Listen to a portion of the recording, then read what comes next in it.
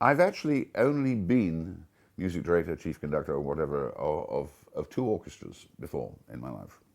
And since I loved this orchestra so much, loved the city, it really seemed like the natural thing. The idea of actually having a stable relationship with a symphony orchestra of this caliber is something that I just, in the end, couldn't refuse.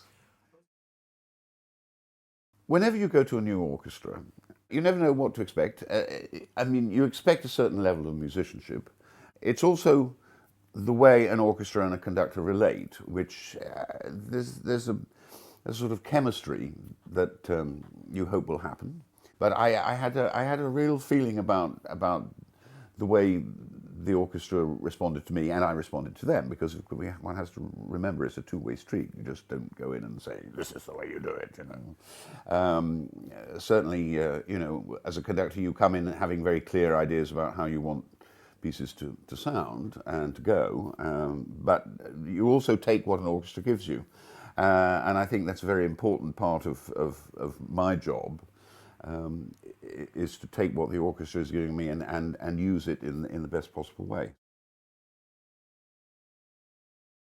The Verdi Requiem, of course, is a work of his most mature years and is perhaps the greatest setting of the Requiem there is. It's so full of drama and lyricism, and it really does treat the subject at times in the most hair-raising fashion. I mean, the opening of the Dies Irae is one of the most thrilling things you can hear. The Enigma Variations by Elgar is one of those classics of the English repertoire that I have been asked to conduct, of course, all over the world. And people have said to me, don't you get tired of doing it? The very simple answer is no, not in the least, because I think it's a work that has a fantastically satisfying shape. And I think the orchestral colors, the changes of mood, make it a set of variations that's actually completely unique. There's no other piece like it, because it actually sets out to give musical portraits of people. And of course, the famous Nimrod in the middle is probably what gives the piece in the end the substance that it has. So it's a piece I'm always delighted to do. I've always thought this is another opportunity for me to conduct one of the great masterpieces. I think it's a very exciting time for the MSO right now with the return to Hamer Hall.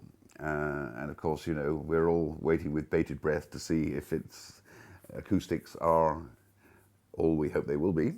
I've very much enjoyed working in Melbourne Town Hall, which has its own glories acoustically, but some problems also.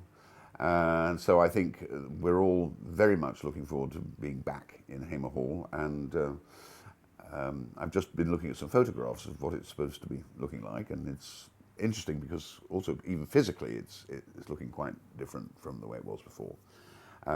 So yes, this is a very exciting moment for the orchestra, and I'm happy to be part of it. I've always felt the audience here is very open. It's, you know, you don't feel that you're playing to people who say, I don't like anything written after Brahms, although I'm sure there's some of them there. But in other words, they have a spirit of adventure. They go to a concert wanting to be stimulated, and in other words, I think it's an audience that's a pleasure to perform for, because they're always wanting something new, and it actually it's very important for an orchestra and artists to feel that an audience is saying to you, "Come on, excite me." You know, sometimes you don't always feel that. So I like that, and I'm looking forward to exciting them.